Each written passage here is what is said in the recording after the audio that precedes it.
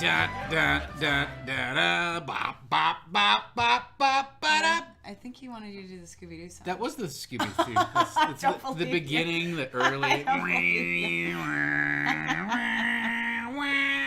Bop bop bop.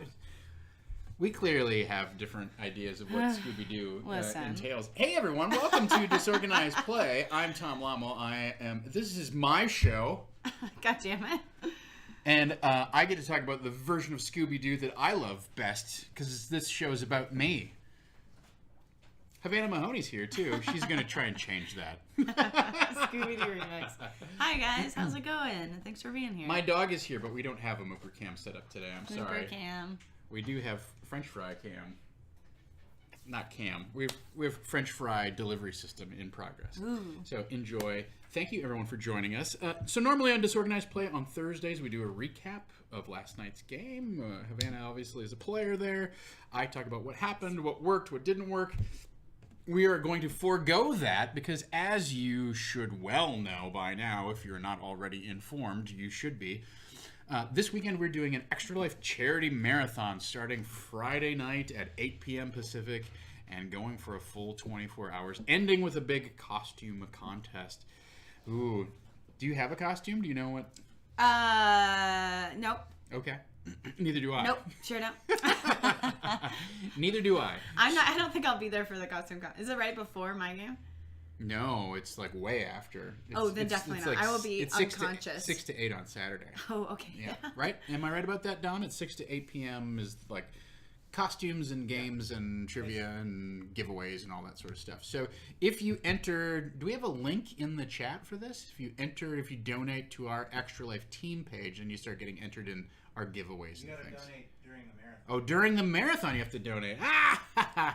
Yeah, that's right. So for a good cause, though. Kickstart your wallet and get it revved up and warmed up, ready for Friday night, starting at 8 p.m. So, as part of that, Havana's running a Scooby-Doo game, as you may have well guessed. That's going to start at about just after midnight Friday night, going into Saturday, so about 12:30 a.m. Saturday morning, Pacific time. Yes, that's 3:30 a.m. for those of you who live on the East Coast. Get up early, put on a pot of coffee, and prepare to get spooked. I wake up every morning while making my coffee in fear, so it'll be no different for me. So that is happening. That is happening 12:30 to 4:30 a.m. in the wee dark hours going into the weekend. And do we have a rut-row counter? I would actually love that. Can we manage that, Tom? What, today? No, or during the game? Our game. Nice. Rut-row. I like Rut-row, Raggy. I'm getting no response from Dom. He's uninterested. There's a good question here of, speaking of different versions of Scooby-Doo, Scrappy-Doo, canon in your universe? No. No Scrappy. Scrappy. The worst. All right. I would make him the villain, but they already did that in the live-action movie, so it's played out already. But so he doesn't exist because he's garbage. All right. So just to kind of put a little bow on the whole introduction here, the reason Havana's here is she hasn't really completely decided what system she wants to run the game in. She has GM'd before using this hack of wildlings that I put together called Beastlings. If you're a Patreon backer, you will find that in our Iron Keep subfolder. You can find all the materials that we're going to be kind of working through, and we're going to talk about kind of hacking this game and seeing if it's something that'll work for you, and also maybe some adventure ideas for a Scooby-Doo-esque sort of journey. You're going to take our lovely... Who's playing in your game? I want to remind everybody. Oh, man. So many cool people. So Shaggy's going to be played by the one and only Dom Zook. I keep wanting to call you Zom Duck now, ever since we talked about it. It's going to be Shaggy. Omar Najam's going to be Scooby-Doo. Becca Scott is going to be Daphne. Becca Scott Kearns is going to be Daphne. Terry, I always forget her last name. Gamble. Terry Gamble is going to be Velma, and Vince Casso is going to be Fred. So that's going to be really fun. I'm going to be GMing. I almost today I was looking up some stuff for some like physical elements for the game today, and there is a Mystery Machine dog costume. So I was like, Frank or Beans could be the mystery machine. You better get on the Amazon right quick because that needs to be delivered tomorrow. Yeah, tomorrow. Yeah, no, I got that one day. Shipping. Yeah, not everything qualifies for that same day delivery. I know, but that did. That did. Okay. But it also had really bad reviews. It was like never came in the right size, so there was all these pictures of tiny dogs in like giant car costumes. This is very silly. Nice. Very silly indeed. All right. So, do you want to talk about the game system? What your thoughts are about the game? Yes. Where do you want to start? Where would you like to? This is a conversation. So. Finn says Fred fits. Flimfan is never canon. You want to make your players do years of homework to understand the system, you could do groups. Okay, so Christian, I appreciate the recommendations. You've given a few now, but the reality of the situation is this game is in like a day. So it's got to either be a super simple system or one I've already ran before. So right now what we're looking at is Tom's hack of Wildlings, which is called Beastlings, which if you watched my GMing of our one-off Iron Cape campaign, that's what I ran during that, and I really liked it. A couple people had, didn't have problems with it, but were like, not my favorite system. So I was thinking about that. I mean, it's very streamlined, right? Yeah. It's very lightweight, as we would, sure. A lot of us would probably say. I think say. their complaint was like, why do I need to put words on stuff? And I was like, I don't know. It helps, like them choosing words, like it makes it kind of like a group, like a co-narrative rather than me just saying like, this is how it happens. If you like, tell me how you succeeded at it, then it's like we're working together to build that success or that failure or what have you. So I like that aspect, but they were like, I don't understand. It seems arbitrary and blah, blah, blah, blah. But whatever. I like it, so suck a dick. Wait, so where did this criticism come from? I don't remember hearing this. Gaurav Galati. Are we surprised? I guess we're not. That's true. Are we surprised? I can understand how that would, I get it. I was like, all right. Yeah. So, I mean, I still kind of want to play this. But also it was suggested to me that maybe Roll for Shoes would be a good game system for it, which would be very easy to run, and I think I'm very capable of doing that. But the only thing I was worried about is it is inherently goofy. Like, usually when people play it, it's very extravagant and over the top and silly, which I'm into. But for this game in particular, and especially since it's kind of like a Halloween, I really want it to be like Halloween, holiday themed and stuff like that. I really wanted it to be like fucked up. Right. So, we've discussed off air that is definitely possible, and especially considering I think most of the people at the table besides Dom haven't played Roll for Shoes. Maybe Omar has. So they wouldn't have that predisposition thinking like that. Groff, the complainer Galati.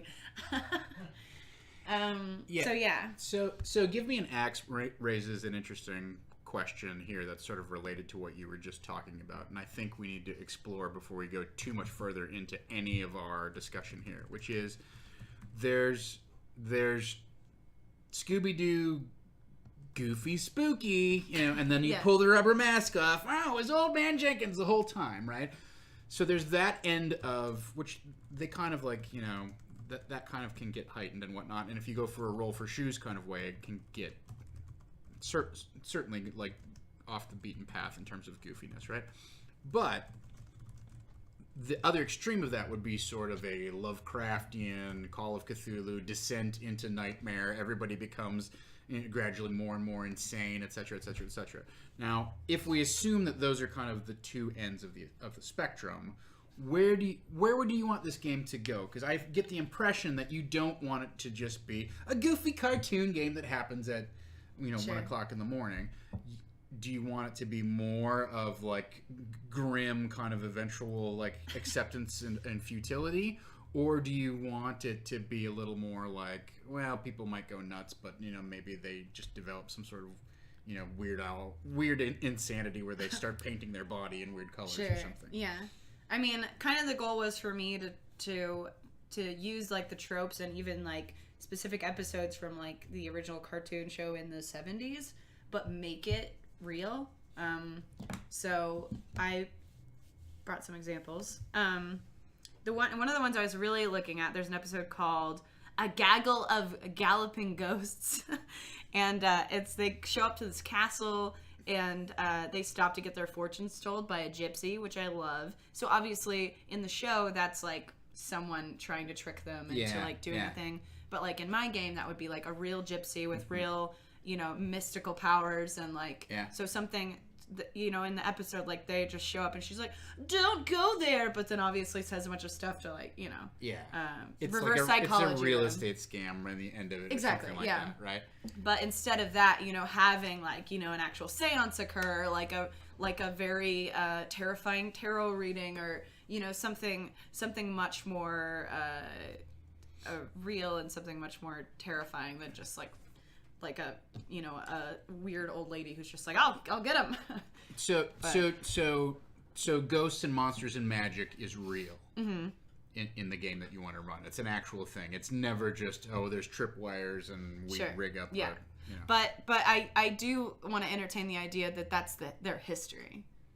That it is very much the Scooby Doo realm where it's like, this is always a bad guy in a mask. Oh, okay. That's where the party comes from, and they stumble into an actual eldritch mystery where things actually do get screwed up. So kind of having that in mind, and then treating this like maybe I mean that's up to the characters, of course, but just planning that scene in their head where like up to this moment, none of this has ever been real, but all that's about to change. But in that same episode, so they get sent to the castle by the gypsy. And they go, and it's who shows up, but it's Count Dracula, it's Frankenstein monster, and it's werewolf, and they're all trying to murder them. But I thought that would be good because it is a real episode, and it has a wide range of monsters that are like historically associated with like Halloween and things like that. But still in like a castle setting, still creatures that you could call upon in a monster manual for the most part. The pastry. The party. The muffin should run into one or two fake magic or monsters. I kind of like that. Seems to be. Yeah. There's the pastry. I think there's different ways to go about that, but as chat has been spinning off here, one of the major thematic elements that people associate with Scooby Doo is as they got into their run, they started doing a bunch of stunt guest appearances with the Globetrotters and Phyllis Diller and the Three Stooges, and these people would show up. They'd just randomly encounter them, right? Do you think that that's something you want to that's an element you want to include in this session, or does it start to get too goofy, campy for your taste? I think maybe that's too goofy. I definitely thought about it. But I mean, those episodes, like they're just centered around that person, which I don't want the session to be centered around an NPC at all. But then also they are very silly. It's like, when the Globetrotters, I love those episodes, but it's just like them running around and playing basketball to defeat monsters or like. So let me throw this idea at you in terms of something that. I think if you take that element off the table, people are going to try and put it in, or they're going to go, it feels like Scooby, but it's not really Scooby, right? Like, I think that's something that's very strongly identified with that show. But rather than having those people show up and be a character, who participates in the dead body. Yes, they're all murdered. Like somebody's murdering all of the guest stars that were on various Scooby-Doo shows, and then you can have that kind of homage to, whoever it might, the Three Stooges, but Larry, Moe, and Curly, they're the monsters now. They've been zombified, and they chase you around. Ah! That sort of thing. That's just an idea that's like a flash on that I had. How do we take the tone of the show, which is on its face very goofy camp type of show, and make it more of a darker descent into evil and horror you want to run. I'm not saying that that strikes that balance then between if you go too far into the horror end of it, it's well, why aren't we just watching a Call of Cthulhu game? But if you go too far the camp thing, and then it just gets silly, right? Yeah. You might be able to strike that balance of oh yeah, those people that from the show, something horrible has happened to them. and that they don't have to steal the spotlight in the way that you don't like. So that's just an idea. I'll throw that out there. All right, I think we have a pretty good idea. You are set on having the players play the characters from the show. Yep. Okay. And it sounds like you have an idea of what you want the tone to be. Do you think you would actually include like Dracula and the Wolfman? I mean, if I kind of went with that episode, I picked a few different ones. Okay. That one's definitely like at the top of my list just because it's pretty on theme. Mm-hmm. But back to what you were saying, not necessarily wanting to go full Call of Cthulhu, but more of like a dark comedy, where it kind of goes back and forth between, oh, this is silly, we're the gang, but then something fucked up happens, or they find, a really fucked up corpse, or they encounter a monster they think is a person, but then they do something supernatural, and somebody who's been beat in the face so hard that it literally becomes just a concave. I would say that campaign I ran was a dark comedy. It was definitely. Risky Raid! Sorry. Thanks for the raid, Risky. How are you? All right. So, I don't know. The one thing I would caution you about is if you include Dracula and the Wolfman in a Scooby Doo genre, I feel like people are going to take them as seriously as they would take Phyllis Diller or the Three Stooges or whatever. I think that's my job as the DM to make sure they don't. Yeah, I guess I would say you could have a Count character without calling him Dracula. Oh, sure. Yeah. Well, or that's what I'm saying is there's this predisposition that I'm going to plant in their heads that it's like, this is just a regular mystery. At the end, it's going to be a bad guy. So maybe when they find him, they're like, oh, Dracula, big boy Dracula. And then he's like, I'm not fucking Dracula. Like, you know what I mean? And he's just like, or he doesn't say anything. He's just like, and does something like tries to steal someone's soul. Have you ever watched an X-Files episode called, I believe it's called True Blood?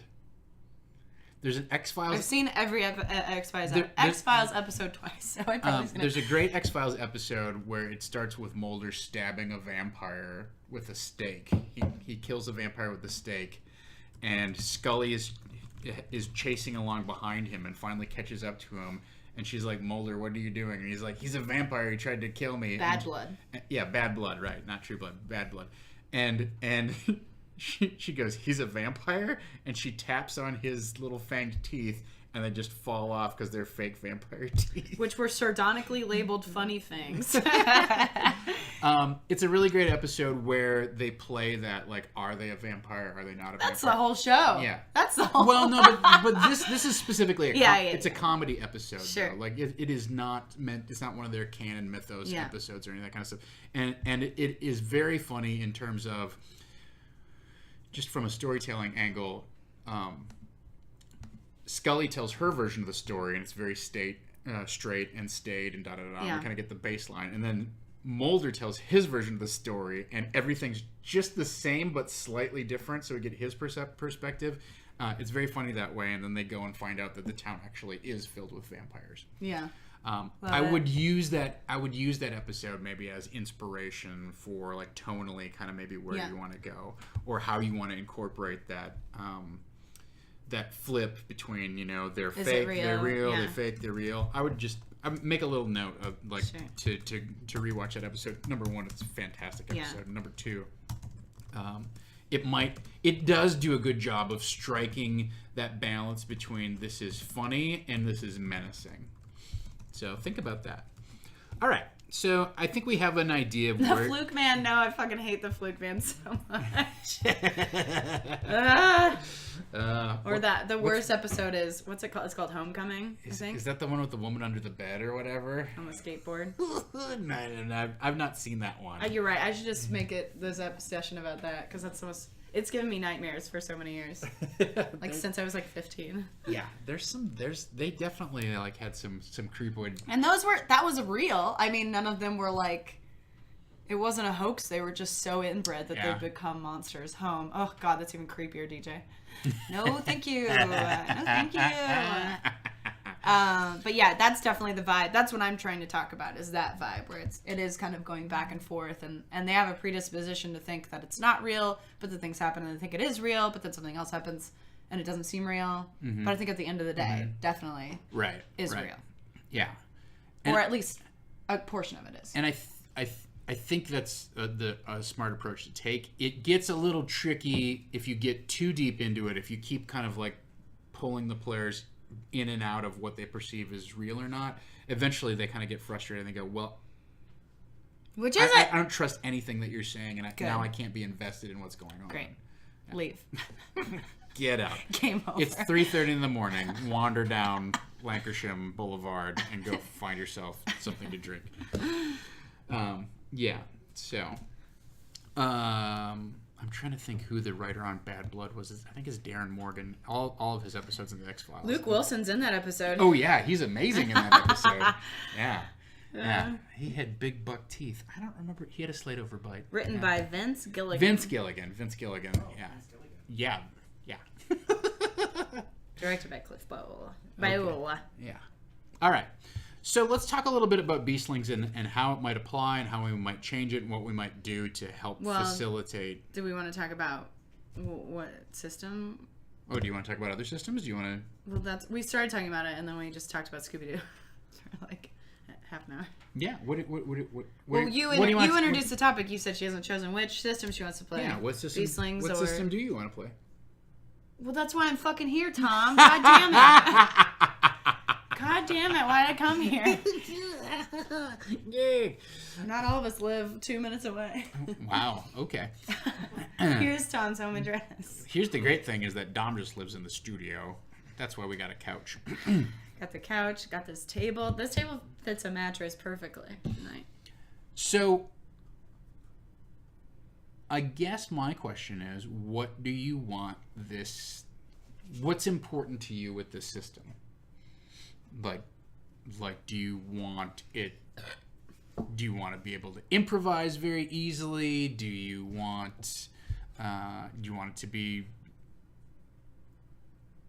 I mean, all of these things seem like obvious questions, right? Like, let's talk about things that I think would help facilitate this type of game. Okay. Right? So you need to be able to improvise, right? Mm-hmm. You need to be able to. You don't want to get bogged down in the details. Old brown eyes over here. Are you gonna lay down? Yeah. Okay. I gotta spin around 3 times. My eyes. Paranoia might be hackable for Scooby Doo. Mm-hmm. Mm-hmm. I haven't played that one or heard of it. Well, that's the other thing. Yeah. This is in how many hours? Right. 24? I think you got 2 options. Dom says 2 options. Beastlings and Roll for Shoes. Okay. He Let's says talk about that. Beastlings and I Roll think for there's Shoes. a lot of good options out there for you. But not Yeah. that Chad is mentioning are great options, but considering you've got the time that you have, go with something you know. The time for you to develop system mastery is like incredibly limited. I also read so slow. I'm such a slow reader. Well, and the other thing about that is you're going to be running a game from 12:30 to 4:30 in the morning, right? So you don't want the players to sit and stare at their character sheet and try and figure out like, what can I do? How does this work? I just think they need to get on my level because that's like when I'm alive, man. Well, but by the same token, you don't want to be sitting there like looking up a bunch of rules like, oh, okay. If How does this work? If you want to knock that guy over the edge of the banister and down the stairwell, then what has to happen there? This is only my second time GMing, so I don't even think... I mean, I had more time to prepare that I could have done something else, but I just think I'm still too anxious about it to run a really rules-heavy system. Mm-hmm, mm-hmm. Or even something medium level. I think I just need to get a couple of easy ones under my belt, and then I'll be more confident about actually digging deeper into a bigger system. So even like ahead of time, I didn't really consider playing a more difficult system. I think we talked about Dread a little bit, but that's still not as difficult as like 5e or yeah, Dread is still also very lightweight, right? Yeah. But that was pretty much the only other thing I was considering, just because of like how comfortable I am with GMing at this point. Mm-hmm. So, Dread has there's an inherent moments of drama just from the act of pulling from the tower, right? Sure. Like, it's not so much that you have to think of what the consequences could be for this particular person's actions. It's the drama is, I'm going to do this thing and I might die because my hand shakes a little bit. So that's interesting. thanks, Hafo. Yeah, I mean, obviously, Apocalypse World, Fate, Savage Worlds, all of those things are interesting. But I agree with Dom's assessment that at this point, when we're 36 hours away or whatever, that you need to run something that you know well enough to be able to run it comfortably at the table, and also be able to respond and kind of tailor to a Scooby Doo style game enough. So that brings us to, okay, if we're going to choose between Roll for Shoes and choose between Beastlings, where do you think you tend to fall in terms of your comfort level, right? Like, I look at Roll for Shoes and I say, you probably can run that without doing much modification at all, right? You don't need to really reskin it too much. Just kind of pick it up and run it. Sure. I don't know that it's going to 100% serve your goal of having that serious, like, all of a sudden things get suspenseful kind of mystery tone. So it's extremely lightweight. Beastlings is also, to some degree, lightweight, but I think it takes a little bit more work to fit it into the Scooby-Doo genre, but I think it would also serve the tone that you want to strike a little bit more accurately, right? Yeah. Like, I think it would be a better fit. It's less likely to just become a goof, like all of a sudden we're on a space station and people are throwing cream pies at Martians or something like that, right? Does that make sense? Yeah. Yes, it is. I'm not against cream pies. You know, so well, and I'm not trying to lead you to one system over the other. Sure. It's really like, I honestly think, like, what would you rather do? I mean, I had a great time running Beastlings. I like it a bit more just because I think it, for the vibe I'm going for, it would fit better. Mm-hmm. And I think I would rather do a bit more prep for it than what I would have to do for Roll for Shoes. Okay. I'd like a little bit more structure. So that's kind of like what my gut's going with. But since somebody, we won't name names, said it was dumb, I just wanted to check in with you and make sure it wasn't dumb. And then also, I was like, I could do Roll for Shoes, and I'm confident I could do that. But could I maintain the tone I wanted with it? It's kind of what, I just want you to tell me what to do. Perfect. Great. Right. Also, I'll run Dread. I'll read the book tonight. How's it work? Tell me right now. Teach it to me. All right. We'll just run Fiasco. Is that harder? Actually, Fiasco is a lot, like, really not. Like, there's no real GM in Fiasco. You all just take turns. I've played Fiasco a couple times. I forgot. Yeah, it's fun. But... Wait, that's what we did for the soap opera? No, that was Cortex. Oh. I don't think you played Fiasco. At least not on here. Okay. That was You play Jenga. That's how you play Dread. Correct. Yeah. Yes. So that is also an option, I guess, because I know how to play Jenga. And I have 1 day shipping. I have a Jenga. Well, we must have a Jenga set here. Can we do a straw poll in chat? Not that I'll pick the answer, but it would be interesting to see. Sorry, it's not Jenga. It's a jumbling tower. I'm sorry, jumbling. Quote, unquote. A jumble tower. So there's that. So I don't know if that system's light. I definitely think Dread would fit with the vibe. I was also worried about running Dread because I thought about it before, just because it's such a big deal at GNS right now that I don't want to I just don't want to look like I'm like oh, you're doing that? Like I do it too, and I do Scooby Doo. Yeah. So can we get a straw poll in chat? That's just Beastlings, Roll for Shoes, and Is that how you Dread? wanted to say? No, I just want to see. I'm just curious. Oh, you're just curious what think. people think, huh? Okay. Not required, and no guarantees I'll pick whatever wins, but I am curious to see what chat thinks. Well, and so here's the other part of it that I just want to bring into the discussion, which is the big advantage that the dread mechanic has is it builds suspense as the game goes on, because the tower starts to get skinnier and skinnier and more precarious as you play, right?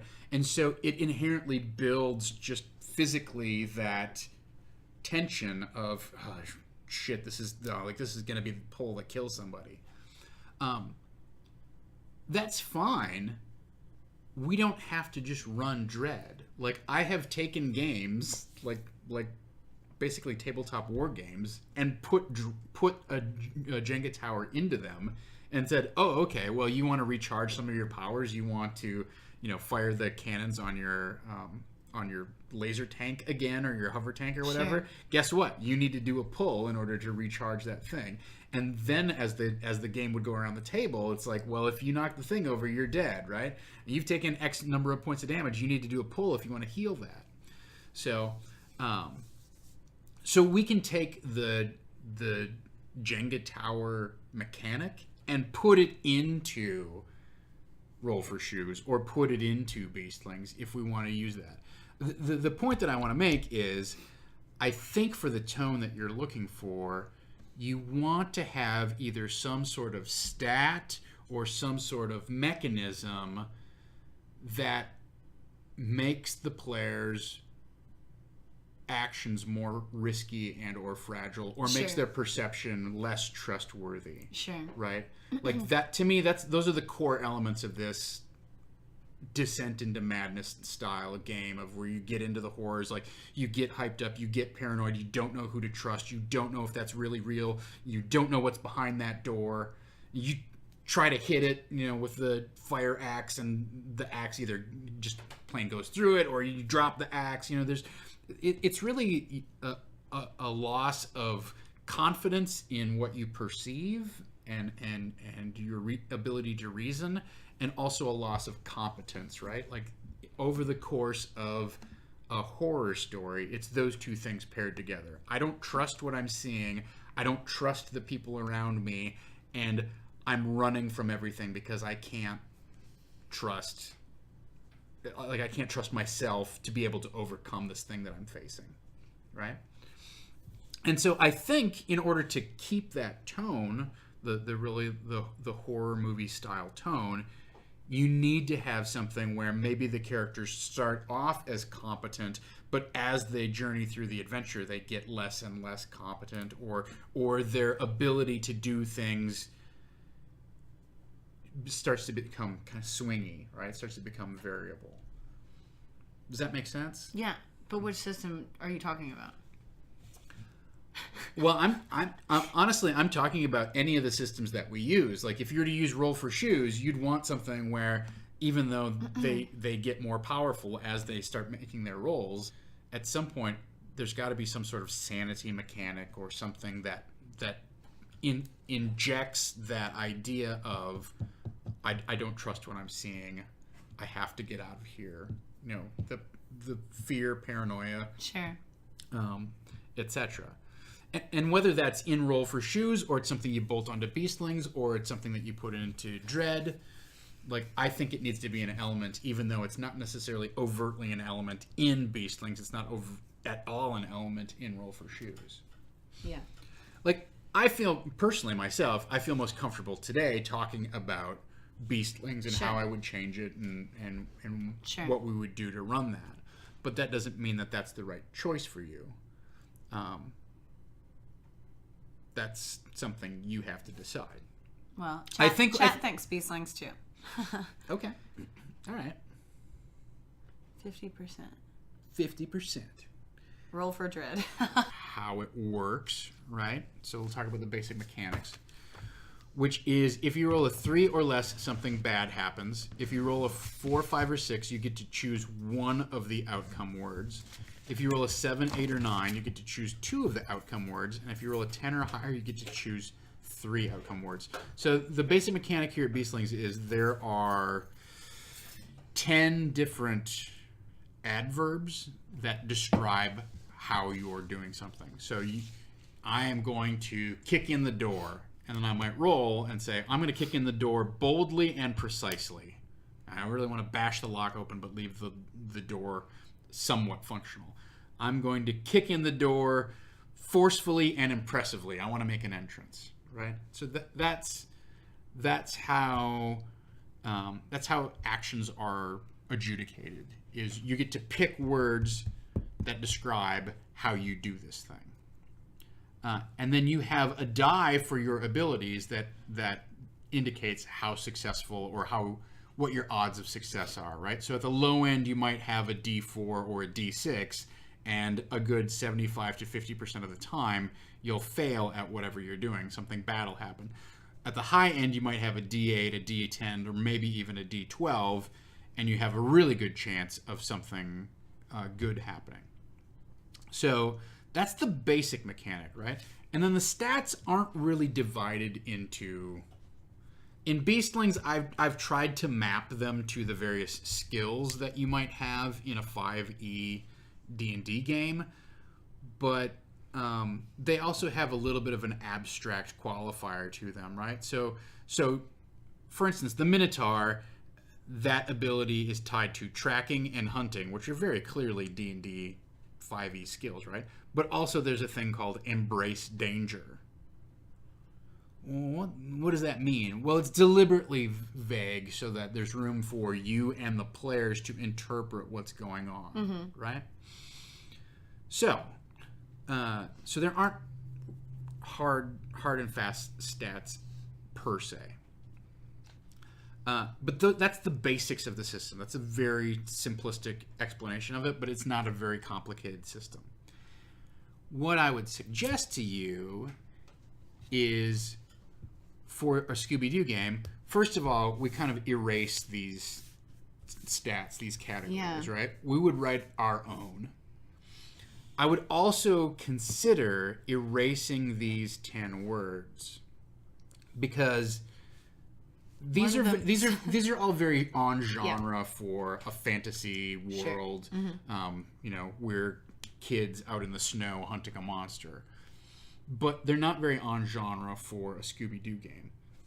So the beautiful thing about this is we reskin this, and we might have like a Scooby Snack stat or something like that. We would certainly have some sort of you could come up with descriptive phrases that might mean more to you and to the players, like use the library. Yeah, I mean, you could go so far as Christian Linky points out to have categories of Velma, Fred, Daphne, and Scooby, right? I was thinking about, because when I was looking at this and thinking I was going to do Beastlings, I was like, well, what could these turn into? Right. And I didn't know. I was like, well, they could very easily be the characters, because they're all very like succinctly, what would you call that? Not stock characters, like they're archetypes. Yeah. But I didn't know if that was too spot on. But I guess then again, if I'm going to be making the character sheets, but it would be weird to like give Valma a dice in Fred. You know, it's kind of weird to me. So I like that idea, but I wonder if those could be, the characters could just be translated into like their own adverbs. So like Shaggy could be clumsily. You know what I mean? Like I think everyone playing the game is very down to play their character. So I don't think that like if I put sort of negative connotated success adverbs in here that they wouldn't pick them. You know, what do you associate with Shaggy? You associate like clumsiness. You associate, I mean, Shaggy and Scooby are both very fast. It's weird because like generally, I don't know. I'm trying to think of Shaggy, like what his, I want to say easygoing, but like they're so spooked out by all of the weird supernatural stuff that they meet that I don't know that that he's actually easygoing. He's almost sort of, I don't know, almost sort of like. Oh, the Cabin in the Woods. I do like Cabin in the Woods. I like the like kind of high school classism. kind of categories would be interesting. Yeah, stoner is sort of like his archetype. I mean, that is. They can hide really well. Yeah, that's true. You can eat a lot. That's what I was saying. So we can talk about this later, but I want to add a food element to this game. Yeah, sure. Speaking of food elements, Where are my fries? Are you gonna lay down? Where are my fries? He's like, that's all I do here. I hate this place. Why do we even come here? We come here for the French fries, Luigi. Embrace the negatives. That's right. They're Luigi snacks. Zoinks! I was thinking a category could just be jinkies. That would be one of like the adverbs traded in. But how would that? What would that mean? I do it jinkies. I do it jinkiesily. That would mean like cleverly. Because whenever Velma says jinkies, it's because she's figured something out. Mm-hmm. I mean, maybe that's... See, I think that's maybe one of your stats. Okay. Is like, search reason jinkies.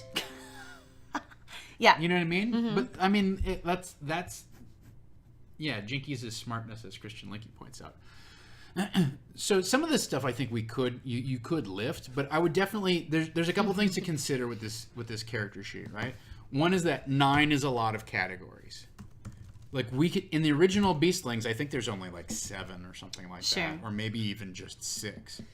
And so we don't have to have 9. We could knock this down to like 5 or 6, or I think 4 is probably too simplistic, but you could knock this down to 6 things, right? And if you do that, then I would suggest you probably get rid of the it depends upon how far you go, but I would get rid of the D12. Oh no, I dried out my pen. Rage and anger. Uh-oh. Okay, there's a sound coming through like an alert. Are we hearing Havana's Mac? Oh. Should be done now. What was it? It was Dropbox updating some things. Oh. Yes, a chime. Yeah. There was a chime. Boom, boom, boom. Are you not pleased? Are you not entertained? Oh, hopeful deer over here. So I would say we do that, and then we get rid of some of these D4s, right? So if we knock 3 off, I would get rid of the bottom D4. I would get rid of the D12. One of the reasons I would get rid of the D12 is it makes that character way too good at everything. Sure. They've only got a 1 in 4 chance of something bad happening, and a quarter of the time they're picking 3 different outcomes and just kicking ass at it, right? And it depends upon but that also depends upon what your stats are, right? Because the problem that I had with it was Amy's character picked the gargoyle stat for D12, sure, which was essentially like use magic, right? Yeah. And she put the D12 in that, and then was able to just do everything with magic, and I couldn't really tell her, no, you don't succeed, because it was very clear on the dice that she had succeeded. Sure, yeah. Right? No, I create this thing quickly, and a little, monster appears who does my bidding. Sure. Okay. Well, it was hard to keep that balanced, because that stat was really inherently a unbalancing force, right? It just had way too much applicability. Now you get rid of that, or you change it, or you cap it, or you fix it. Maybe. Now, this is something I'll propose to you that I think is interesting, right? What if they had a gargoyle stat that allowed them to tap into the unseen, or see the unseen, or call into shadow, like call on eldritch forces, but they all had the same die in it. Sure. And maybe roll for shoes style. It starts as a D4, but every time you hit the max on that die, you bump up a die. So if you roll a 4 and use it, you go up to a D6. If you use a D6 if you roll a D6 and you use it and you roll a 6, then it bumps up to an 8. Conversely, if you crit fail on it, if you roll a 1, maybe it bumps down a notch, right? So that way you have that unpredictability that I was talking about of my magic use, like I want to dabble in it because I want to make it better, but then if you fuck it up, it drops down and there's horrible consequences attached. It would be very off-brand for a standard Scooby Doo episode for them to use magic, but it's an incredible opportunity in the course of your session to go, oh, okay, you could, you could have this power. It's this temptation, it's this dark offering that's proposed to them. It also it also throws the players for a loop, right? They sit down at the table and they go, I know who Scooby and Shaggy are, and here we are, and it's like, wait a minute, what's this gargoyle what does that do, or whatever you want to call it? Sure. And you go, oh, that's your facility with magic and eldritch powers. What? Now all of a sudden, don't worry about it. Yeah. Well, now all of a sudden Don't exactly. worry They're still in the genre. They're still in the Sure. game, but they're going, oh, this isn't your standard Scooby Doo game, right? This is going someplace else. So I would consider that, but I think we could rewrite some of these things, or maybe consolidate some of them. I don't know. The thing is, it is a very comprehensive set of stats in terms of it's straightforward to go, okay, well, I want to listen at the door. I want to charm this guy to get past the butler who's standing in the kitchen. I want to sneak past him. I want to search this room, that sort of thing. So I do like, hunting is not very on brand. What I would consider is I'd go through and circle which ones you think really apply or are going to come up often in the game. I suspect stuff like sneaking and hiding, super on brand, Running. right? So unicorn. And you might change this, right? So like, is grace something that you might do? Probably not. I don't know. Open your heart is definitely not something. So the third part of all of this I stuff, like open your heart because what the fuck? okay. Well, so maybe you don't change it much, but I would definitely go through and look. I think the thing about open your heart is if you're going to have that stat in there, I might make, just like I have this gargoyle stat, which is my weird magic stat, I might make almost a humanity or empathy stat, right? And maybe that takes the place of this dragon stat, which is like counsel, discern, invoke the elders. Like, what's the difference between watching and discerning? Like, it starts to get a little, finicky, right? But I don't know what you would call this, but I would consider doing a humanity stat and put open your heart in there. And I would consider putting something in there like, I don't know, like an insight kind of thing, right? Open your heart, empathize, insight.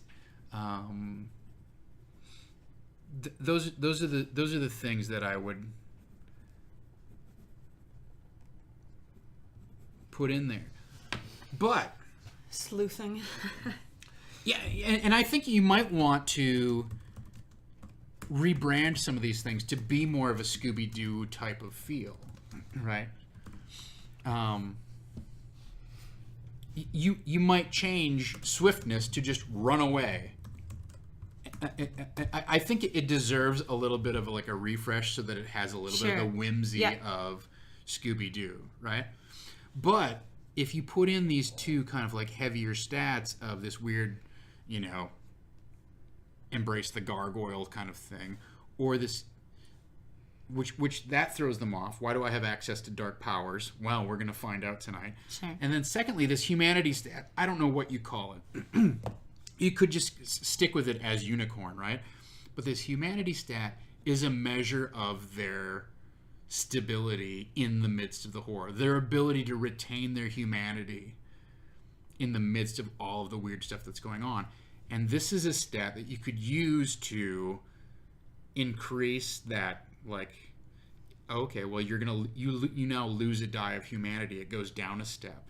So this might be a fixed thing too. They all start with a D10 in humanity, but then you might call for a humanity check whenever they encounter something that is, insanity, mind bending, that sort of stuff.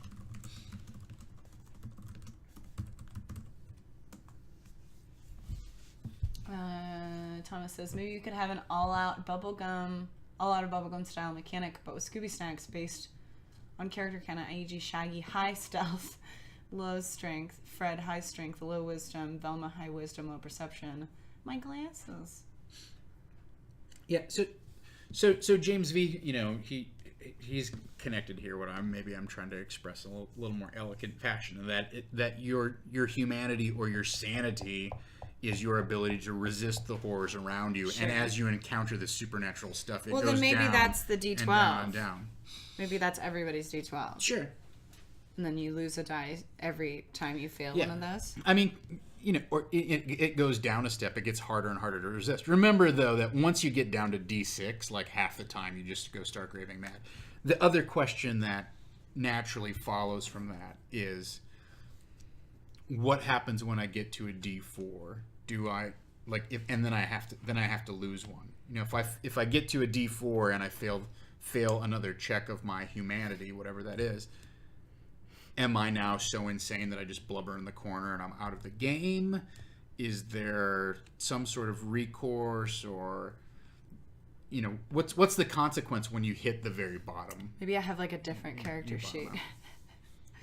Oh, you went crazy. This is your character sheet now. Your D12's in Gargoyle.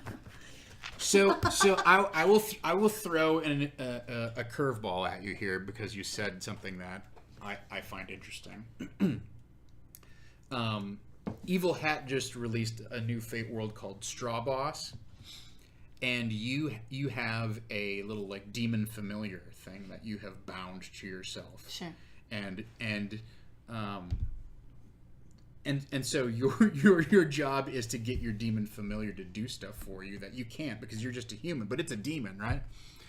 So what they have is they actually have a character sheet that's mirrored, and when you're yourself, you're using this set of stats, and then when you turn it upside down, you're the demon. These are your demon stats, and your demon might be way more powerful, but also way more bent to doing cruel and horrible things, right? So you could have that same kind of thing with, not necessarily doing an upside down character sheet, but you have a second character sheet where now you turn into Dark Scooby, or you turn Nega into Scooby. Yeah. Evil. Evil Velma or whatever.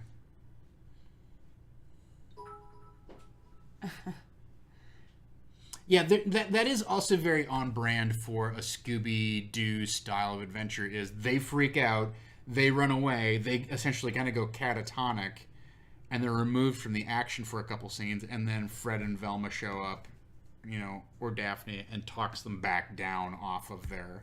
Yeah.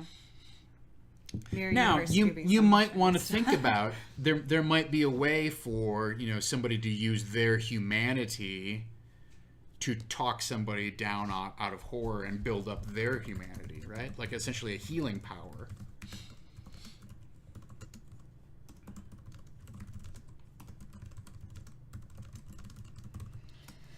Do you think there should be if we went that route, that there should be a Jenga or some other kind of physical component to that, or do you think just having that is good enough? I like the idea of kind of going up and down the dice sizes as being its own kind of journey up and down the track, because the players know oh no, this is getting down to this has got down to a 6. I was kicking butt, So I don't know that we need that other mechanic. I don't know that we need a physical mechanic. So yeah, that's something I would. Those are two elements that I would consider that take this from, hey, we're in goofy Scooby Doo land. Hey, come on, kids. Sure. Over to, there's something more at stake here, because fundamentally, there's no true horrors in Scooby Doo. Yeah, maybe they, in the movies there are, but right. Yeah.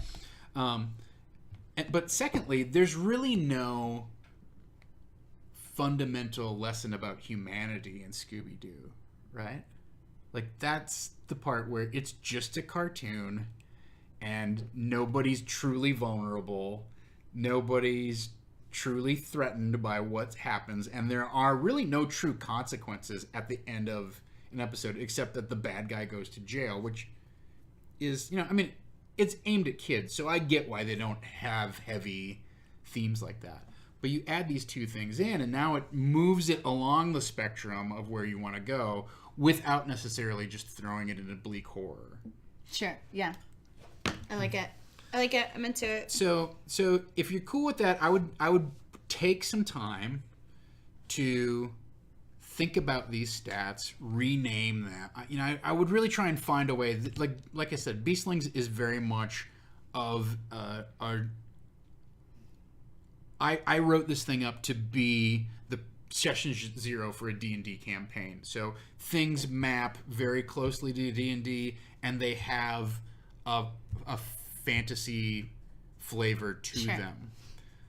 So if I were you, I would take a look at the list of skills and think about slicing and dicing them and calling them something else. And probably simplifying them into a few buckets, and then have these two kind of, I don't know, what I would say kind of like more gravitas kind of stats on top of it. But I would definitely, I like the idea of like runaway. Yeah. What's Jim Jammin says, each character could also have a limited resource that they can use to get their moments and earn more when they play to their archetypes. Jinkies moments for Velma to get a clue, plan moments for Fred to do a setup, stoner moments for Shaggy to not get scared, Scooby snacks for Scooby to get brave, rally moments for Daphne to get people to do things. Because of limited resource. So, I mean, that's, maybe we could use the Scooby snacks as a mechanic for that. But that's really interesting, Jim Jammin. I like that. I think there's something about, I think we should take a moment to just sort of dissect what happens around a Scooby snack, right? No, I mean this in all seriousness, because it's a little bit screwed up, right? The situations where you see this is Scooby and Shaggy absolutely are adamant they're not going to do something. We're not going in that abandoned farmhouse.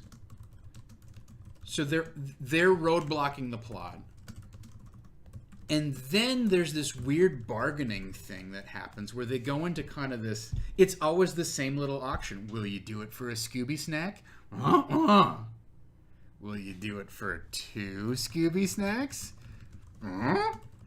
Will you do it for 3 Scooby snacks? Yeah. Right? That's the progression. And then pretty abusive. Exactly. It's abusive. Pretty manipulative. And they bribe this poor dog and his buddy into having these things, and then away they go off into danger. And I wonder if you want to kind of replicate that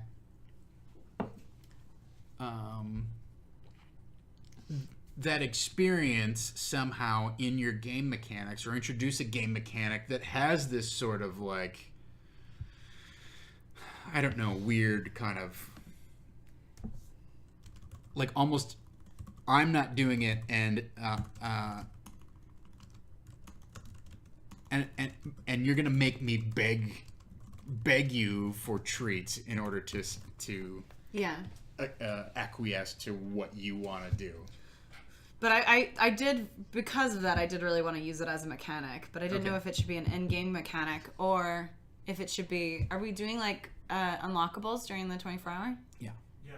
So I didn't know if maybe make it a tip unlockable, like we give bumps in our stream, like maybe the Scooby snacks are the bumps. Okay. And then they could apply those to skills in a similar way, either by adding, a point to a roll, or I don't know, using it to regain like a point in humanity, or I'm not sure. Yeah, I think you could And then maybe even still within the game, they could be used as a bargaining tool. Here, so here would be my suggestion for that is it's a combination of things, right? So chat could tip in to give the players a round of bumps or whatever, right, of Scooby Snacks. I would say you can't apply more than one to a roll because your swing for failure is so small. Yeah. You know, that even 1 point makes a huge difference. But if you want to do it, you have to beg someone else to give you their bump. That you don't spend your own Scooby Snack. You have to beg one of the other players to give you a Scooby Snack. Oh, you can't use your own. You can't use your own. You can only give them away. But Scooby and Shaggy never beg for a Scooby Snack. They just like get manipulated with them and then finally agree. They're never like, "Oh, give me a Scooby Snack. I'll think about it." Yeah. I don't know how else to like position that within the fiction where you're going to have a character who's essentially, I don't know. I mean, I guess what you could do is you could introduce it as a mechanic to kind of recover your courage or recover humanity. I don't know which, but probably like courage. Where like if your courage drops below a certain level, then you lock up. And somebody has to give you Scooby Snack to get you back in the thing. You know, one of these things... So this troll stat is sort of like your courage, right? If you look at it, resist, hold steadfast. I don't know about the bare fangs part. All of those third ones, you're going to want to kind of like look at something different. But that could also be a meter of whether you're willing to go forward with things. And if that drops below a D4 or whatever metric you want to use, then you can build it back up using Scooby Snacks. So if it gets low, to prevent from losing or going down a die, somebody has to offer you a Scooby Snack. Yeah, you can't use your own. And if you're at D4, someone has to give you a Scooby Snack, or you go crazy. I mean, you won't move. Yeah, you could. I mean, you could have it where each time somebody gives you one of their Scooby Snacks, they you could either add to the die roll to make a courage check to go on, or it could be you could build it up like, okay, well, if I eat a Scooby Snack, it goes up one step. Right, it goes up to a D6, and then it goes up to a D8. So you would have to preemptively. It wouldn't be like, I rolled bad. Now someone has to talk me into doing this. That seems more I'm not sure. to the show. Have you thought of mechanic for accidental success? That's pretty much the only way Shag and Scoob succeed. Well, I think that's a very good point, right? But I think I trust people at the table to play that character. Like if they do a success, that's why I wanted to add adjectives that weren't necessarily positive. Yeah, I succeeded, but I did it clumsily and accidentally. Idea. Yeah, I love that idea. Like that's very on brand. These all need you need to go through and look at, and you don't have to have a list of 10. You could skinny it down to 7 or 8 or something like that. But I love that idea of I succeed sloppily or messily, apprehensively. Yeah. I do it while shitting my pants, shitty pantsily. And I will say that these adjectives or adverbs are very carefully chosen. What is a Snoopy Snack? Instead of adding a point to the roll, you use it to improve the dice for the roll. You have a D6, add a Scooby Snack, and now your roll is a D8. Yeah. Yeah, we were kind of arguing that. Yeah. Because I agree with that mechanically, but as far as courage goes, instead of it just being up 1 point, it just bumps you up. The thing is, I feel like it's maybe not. I guess it is still just a minor swing, right? From like a D6 to a D8, from a D8 to if you can only spend one, I think it's fine. I don't know if you should be able to spend multiple to go from like a D6 all the way up to a D10 or something like that. Like all of a sudden you go from 50% chance to like 66% chance. I don't know. That's one of those things, like ideally if this was going to be published or something, we'd do a bunch of play testing and decide, well, what are the limits of how much you can jack this thing or max it out, right? But yeah, Chad is saying that the other 3 humans don't usually eat Scooby snacks. But the way I would build the character sheets is that the courage stat would be Shaggy and Scooby's lowest stat, so they would have the biggest problem with it. Like the other 3 characters don't really have a courage issue. They should, but they don't. So they would be less. They would be less inclined to do that. So it could still. There are moments in the show though where the whole gang sees something and they all run, right? Yeah, but they're saying they shouldn't eat the snacks because they don't in the show. But if it's a game mechanic, we can just I think the trick. Yeah, they're cookies. That's the thing. Well, the big thing. I think the big thing is regardless of who you're playing at the table, even if you are playing Fred, you want as a player, regardless of whether it's in character or not, you want to eat Scooby snacks. That should be part of the game for everyone, even though canonically in the show, it's an adaptation. At the end of the day, it's not an episode of Scooby Doo. I mean, they're like, they don't eat Scooby snacks, but it's also like, people don't get murdered in this show, but that's definitely going to happen. So everybody calm down. Right. Have tremendous luck, but so I think that'll be fun to see. I think all the players are gonna play it really close to the character, so I think it'll be fun to add some adjectives in there that they can play with. Yeah, I would look at honestly just going through this and maybe just thinking about reversing a bunch of them, you know. So you could have a combination of some of them would be you could keep quickly, and you might be able to keep some of them so that Fred and Daphne have opportunities to succeed that aren't just like stupid complete train wreck waste. Yeah. The other thing that you might consider is you maybe trim this list down a little bit or keep it the same for Fred and Daphne and Velma. And you might have a different list of words for Shaggy and Scooby. Yeah. Their outcomes will never exactly map to what Shaggy and Scooby can do.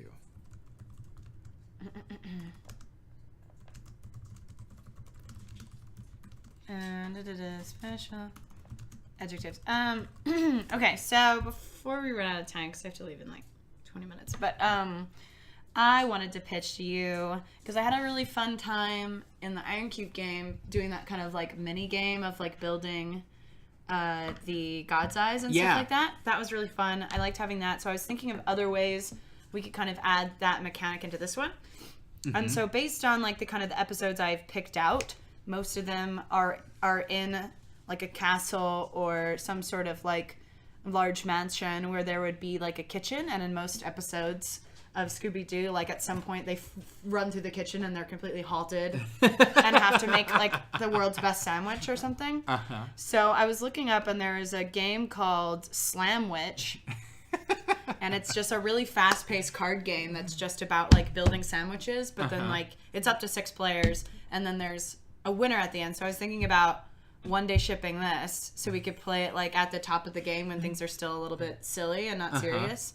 So whatever. I mean, it might also make like a mid-game palate cleanser of like, okay, well, and then you turn the corner and you enter the kitchen, right? And that could be the if you're doing this build to horror and everybody's like, oh shit, I don't know how I'm going to recover all this. Yeah. This could be your healing mechanism and also kind of an on-brand kind of like, oh, this is how I get back some courage or some humanity or whatever. You could potentially use it that way. As long as it doesn't take a long time to explain the game, I think I think it's just like a really, like it's for children. It's like a slapjack type of game, right? So that might work. Thomas W. DeYoung points out it could be a chat unlockable. That's really smart, Thomas. Yeah, chat unlockable. To help, and it would be like a fun break just for a game. But also, I was gonna ask what you think because I think there should be a reward at the end. But is it? Well, you all made sandwiches, so you all get a reward, or is it because there is a winner of the game? Is it just whoever wins gets a reward, or the winner gets a larger reward than somebody who didn't win? Or I mean, I think that depends upon where in the game you introduce it and what their kind of what their status is. You know, if they're all pretty beat up and you want to use this as like kind of a second win, catch your breath, let's push on to the second half or the final act of our adventure, then it probably makes sense to have one person as the big winner and everybody else gets a consolation prize. If you're going to do it early in the adventure, when they're maybe not as dinged up and they're not as in need of recovery, then it probably makes more sense that whoever wins, just the person who wins, gets some sort of boon that they can. But I would say in that case, then make it a boon that they can apply to somebody else at the table or to themselves, right? Yeah. So a benefit that might be divvied or somehow doled out, rather than, oh, well, I get to recover 3 dice worth of stats and you don't get crap, Yeah. It could be something where, okay, well, you've made this sandwich and now you're going to hoard it for the rest of the game until somebody really needs some courage. Here, you need to eat something, and that, Yeah. So that's something to think about. Well, I really like the idea of what you're saying, like using it part of the way through the session, and I like it being a chat unlockable, because then if chat sees that they're all really messed up, then we could initiate that, and they take a detour into the kitchen, and this happens. But if that's the case, and there's like one big winner but smaller consolation prizes, what would that be? It'd be like big winner gets 3 dice upgrades on their humanity roll, or everyone else gets 1, right? Or it could just be 2 in 1, right? So maybe the disparity doesn't have to. You don't have to have a big winner. It could be the winner gets to bump up 2, and everybody else gets to bump up 1. Well, that's a pretty big step, right? I mean, you have to figure not everybody's going to be at a D4, but humanity or courage. Well, so for this mini game, what I would say is you get to pick any stat. But your other stats don't necessarily go down, right? I just think if a motivation for a chat to do it would not to be like so you can roll better on saving throws or whatever. It would be to make sure you don't turn into Nega Scooby or whatever. Yeah. So that would. I mean, or I think 2 and 1 is fine. Yeah. The winner gets to bump up 2, and everybody else gets to bump up 1. And that way you don't feel that bad that you lost, and you don't feel like a huge, power. You don't get overpowered because you won. So the thing, where I thought you were going with this, just if I think that issue is sort of like settled, right? You got your question answered about the mini game. Yeah. I think doing it, and I think a chat unlockable would be more fun than just having it at the top. So I think I like this idea of at the beginning of the game there's a fortune teller, and she could have some sort of influence or reward that the characters could potentially unlock, right? I mean, number one, you could try and attach this to an early, like, low tier chat unlockable, right? But maybe she, remember like that cool thing that you did where we all built the God's Eyes, and then we had a spell that we could activate or whatever, but we didn't necessarily know what it did. You didn't. I didn't. You ornery little girl. But so I loved that part of the game, and I wonder if that doesn't sort of set the tone, something similar to maybe that. some sort of tarot card. Yeah, she does some sort of reading or whatever, or she makes an offer to each of the players of like, oh, I sense potential magic within you. Do you want to try and unlock your connection to the forces within the castle? If you did it that way, if you said, do you want to unlock your connection to the spirits that live in the castle, then you could have different cards that would be connected to the villains in the castle, right? So maybe one of the cards that, oh yeah, I want to do that. Okay, well, roll on your gargoyle thing. And then she deals you a card. Whether you roll good or bad, she deals you a card. Maybe one of the cards is like the full moon. Okay, well, now your character is tied somehow to the werewolf who's loose in the castle. This is a single bloody red rose. You're tied to the vampire. You're and maybe you don't have 5 different villains. Maybe you only have 2 or 3, or maybe there's something else like you could be tied to something in the environment of the castle. You're tied to the castle itself. So maybe doors and portcullises go up and down, windows slam shut, etc. But they might respond to your will, or you have a better chance of navigating the castle because you have this tarot card connection. You have the fortress card or whatever. I would just think about putting together that tarot card thing where it's an element that foreshadows and connects the characters to the forces that they're going to encounter in either a positive or a negative way, right? So if you choose not to get the tarot reading, that's fine. Then you don't get a card, and you're not influenced negatively or positively. If you decide to try and tap the potential, then either there's a negative thing where, like Patchwork 98 says, maybe the villain goes after that villain. If you have the full moon and you botched that roll, then the werewolf goes after you first. But if you have the full moon but you made your gargoyle roll, maybe you have some sort of like affinity with the werewolf, right? It's just a brainstorm idea, but I think about it and I think it's a tempting offer to the players that also connects them to the story that's unfolding in the location ahead. That you then, as the DM, can kind of pull the strings on of like, oh, okay, Scooby, you have a connection to the vampire, therefore he just comes over and pets you. Which would be creepy as hell, right? It's not something you'd expect, but that would be inspired by, okay, well, Scooby got the bloody red rose, and he made his gargoyle roll, so the vampire likes him. Well, what is Scooby going to do with that that relationship? Yeah. Now that's really interesting.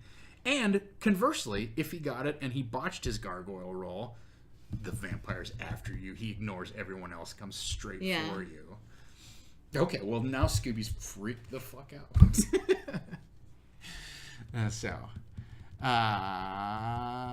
Yes. So I like the idea of, I mean, I'm a fan of doing kind of like fortune telling readings and having decks of cards to draw from. Sure. I love those props at the table. It has a moment of drama. I don't know what's going to happen. Draw a card. You tell me. The players feel like the fate is in their hands, even though it's just them drawing a random card. And there's nothing they can do to influence the outcome.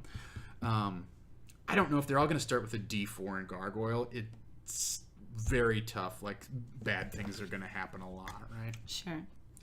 I think that's maybe my final note in terms of running this thing is just keep in mind, I would say keep in mind that there's a spectrum of bad things that can happen, right? I would be inclined to go, oh, you got a 3, something minor but bad happens to you. You got a 2, oh, that's not good. You're in trouble. And you got a 1, that's something dramatic happens, right? Like, keep that spectrum in mind, because it felt like in the game that you run that it was just like slam, Sure. There wasn't kind of, I think that maybe is one of the things that put Gaurav off of the system a little bit is, you had a 75% chance of rolling a 3 on one of your stats that you called, that you would call for, and it'd be like, all right, well, I'm gonna, the party's gonna get blown up because I couldn't roll a 4 on a D4. There's no reason I should be able to roll a 4 on a D4. So, if you just keep in mind to have some finer gradations within that, that's fine. Also, bad things that happen can happen off screen. So I might be in the library researching something and I roll a 1. Well, that doesn't mean that the library catches fire and all of a sudden the curtains are in flames and beams swing down from the ceiling and knock me out. It could be, okay, you roll a 1. Somewhere off in the distance, we cut to a chamber deep within the castle. There's a large black sarcophagus. The lid of it slides slowly back. What? Because you see, failed a what roll? What's causing whatever that? you? Well, you know, on a 1, something bad happens. No matter what. It doesn't have to be related to the. It doesn't have to take place in the room with that. Well, character. but I mean, but if you're like sneaking and you fail, and then Sure. something in the basement wakes up, I don't understand. Yeah, why not? I mean, you're in the world of the supernatural, right? Yeah. So you Maybe you step on the wrong thing. Well, you know the floorboard creaks just a little bit, and even though it's imperceptible, something has heard you in the basement. Mm-hmm. Well, it's not, you know, there to jump out of the darkness at you in that room. But now everybody goes, oh, we just woke up something bad. It's slowly coming. That builds the suspense. It builds the sense of dread, right? So not everything has to be right in that room, slap you in the face, now you're in trouble. You know, that is, to be fair, very Scooby Doo of shit just goes sideways and we're riding the washing machine down the stairway and we're flying through the window on the ironing board with the fan attached to it, right? Yeah. So don't take that critique like super to heart because it's very on brand for the game that you're running. I'm just saying if they have a ton of failures, it can feel overwhelming, right? And so you can mix that up by having things happen off screen, so to speak, or off stage, indirectly. Is there anything else that's lingering on your mind that, you know, we've covered a lot of ground here, so I don't want to talk about it too much more without clouding your mind with a bunch of gobbledygook where you really need to. I think we have a good firm basis here of like a core of a game that I think you can run, and it will be fun and interesting and compelling to watch. Do you think the bonds and notes are important for the character sheets? No. Or any of this, actually? I don't think so. No. No, you can take they all don't of have that stuff weapons. off, right? Yeah. You might now one thing that you might consider as like an unlockable or whatever for chat is something like I just happen to have.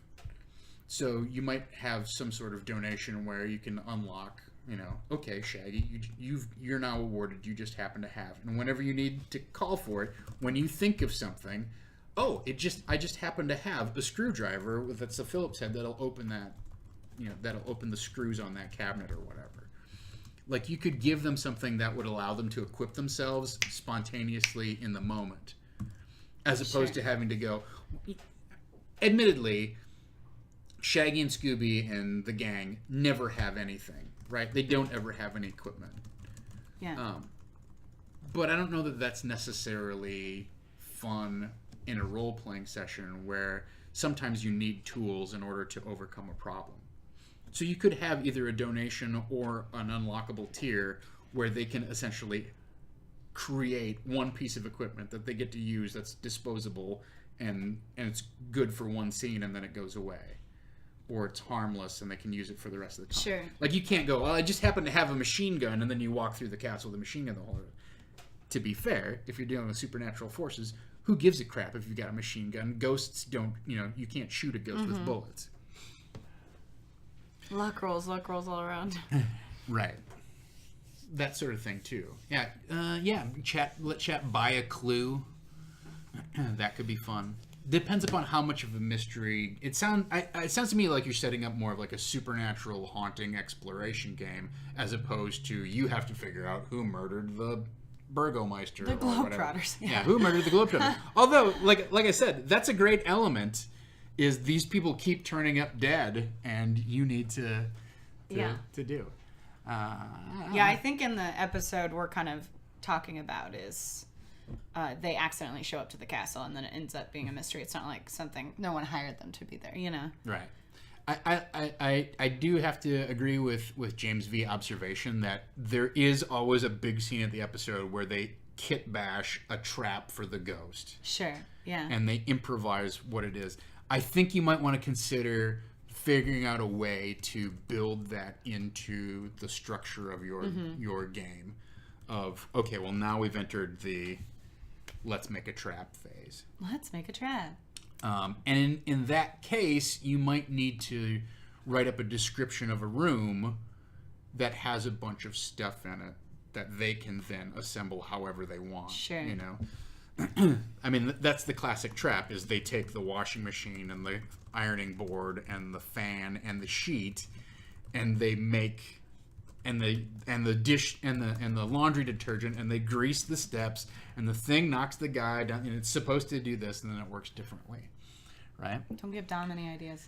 So I do think that's a very on-brand part of the show, and I would like to see that somehow brought into the structure of your adventure as kind of like it is almost like the big showpiece highlight of a Scooby Doo episode is they try the this chase scene. Yeah, the chase scene and the trap that goes wrong, and then the chase scene that ensues, and also just the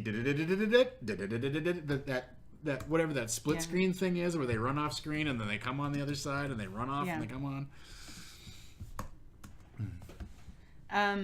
Just to check in with chat, is there like anything that you guys would want to see, like that if you're familiar with Scooby Doo, like other elements that are really iconic to you?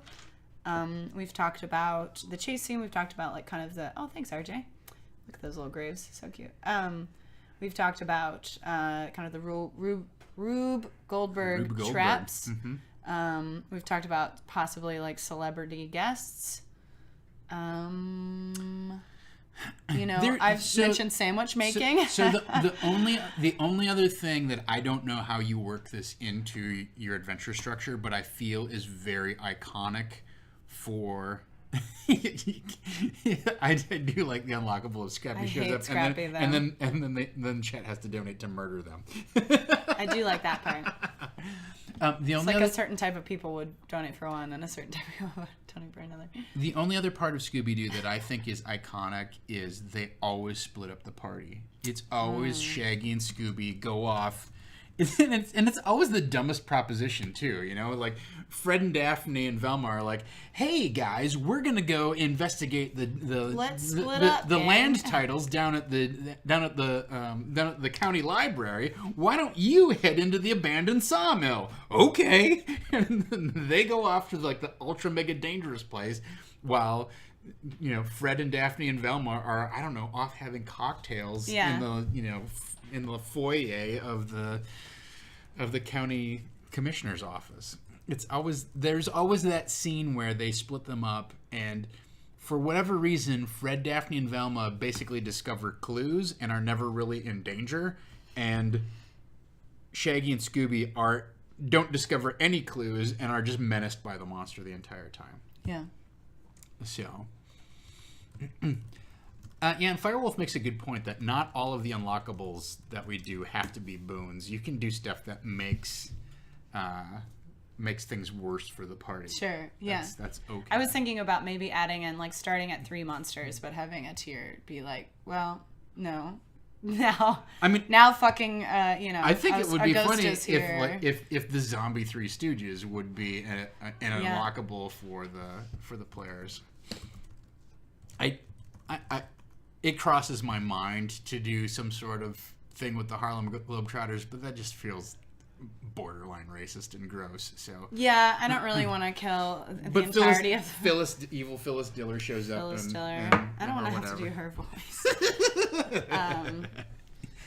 Yeah, I mean, if everyone's dead, I don't have to do any accents. So yeah, David Flegel makes a good point. Do we need to have a Fred and Daphne split scene where they just go off by themselves into the blackout? No, that won't be happening. Not even a little bit. I've already talked to Becca. I'm just like, this is not the Daphne from the cartoon. You're a strong, independent woman, and you're just as smart as Velma, and Fred is a piece of shit. So, things to consider. Is the person playing Fred going to be wearing an ascot? I should text him and ask. That's all that matters. I should text him and ask him that question. Wow. All right. And with that, our show is over, everybody. All right. Wait, really quick. How mechanically would you do a chase scene? Because we did one last night, but I don't want to copy you. Why not? Because it's fruit. No, it's not. And it took a long Honestly, time. that's... Well, okay. But maybe I need it to. Yeah. It's not enough. I need 6. Here's the thing, right? Here's the thing about that. I had a ton of cards. I had 20 cards to get through. So that was 20 mini encounters that we played around the table. You've got, what, 5 players? 4? 5 players. Mm-hmm. You could do 15 cards. Each of them does 3. Sure. You could do 10 cards. Each of them does 2. Yeah. It's not... you don't have to make it as lengthy and complicated as I did last night. Sure. The other part of it was... And this is honestly something that I wanted to bring up in our little deconstruction of last night's events, but I wrote those things up, and as you well noted, I got so attached to them that I'm like, now I want to throw this thing at them. Oh, this thing is coming. Oh, I want the Parade of Sioux Knights to come through. And so I kind of ignored my own rules about the win condition. Sure. When you got to 13 was when you were supposed to catch up to her, right? But there was one scene left when you got to 13, and I was like, screw it, it's 4 more cards, let's just burn through this and do it. So I got too attached to it. But if you wrote 10 or 12 or whatever it was, and had them kind of be attached to, or not even attached to, but what I liked about that chase scene last night was I just said how difficult it was. And you had to figure out what skill you wanted to use to overcome it. Now in Beastlings, you don't even have to say how difficult it is. Yeah, just do it or don't. you could say this is tricky. It's going to require 2 successes, but that's pretty tough, right? Because yeah, that's got a 7, 8, or 9. Half the dice on the board don't even roll that, right? But you could just write a list of little obstacles and put them on cards and shuffle them up and go, Fred. Oh, okay. Look out! There's a creek. There's a broken stair that you might trip. What are you gonna? How do you want to do it? Oh, I want to jump over it. I want to slide down the banister. I want to, find a different way around or whatever. Great, give me a roll. So you could just come up with, a little chase deck that isn't as many cards as I have, and I think it would still run fairly quickly. Yeah, you wouldn't mind. I don't care. No. Like you don't have to be. You have to put on an entertaining game, right?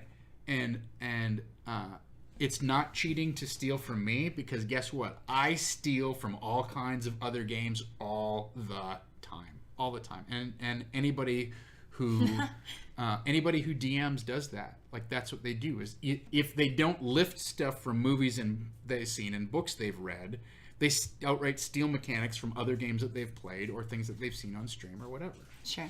I guarantee you, most of the people here watching this are trying to steal our ideas and figure out how would I apply this to this game, or how is this going to play out? They're game designing along with us. Sure.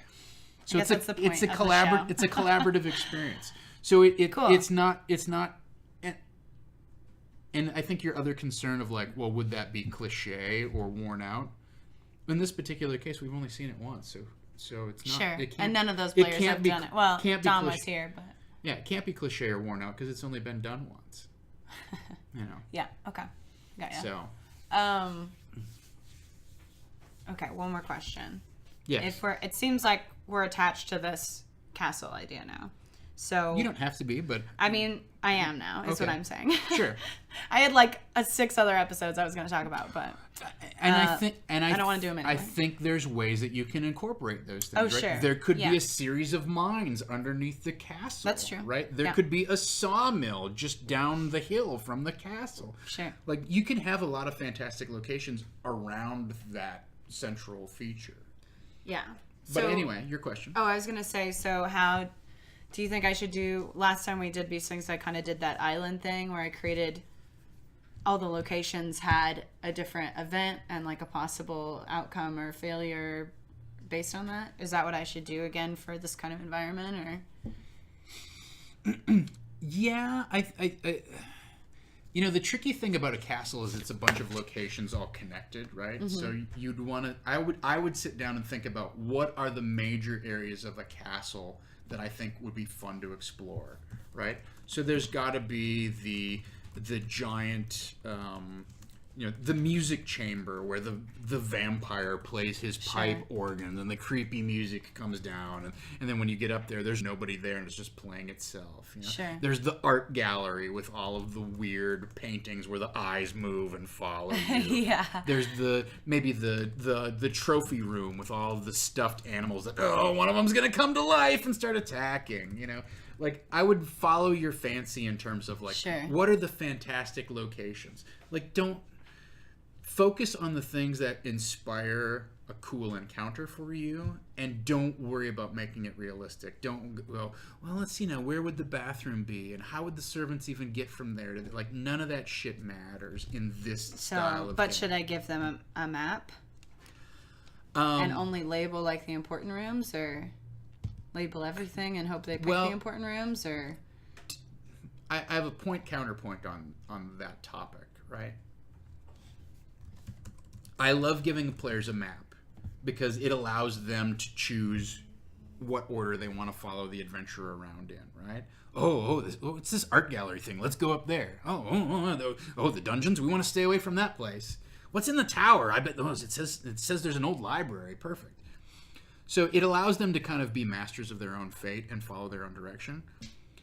The flip side of that is when you're putting that together, it can get for me personally, I can get very bogged down in how big is this room, and what other rooms is it attached to, and how is there a staircase that connects them to the top? Like, so I get really like mired down in the geography of how everything relates to each other when I have to create that map. You might not, and you might be able to draw that map in a little more abstract fashion than I can.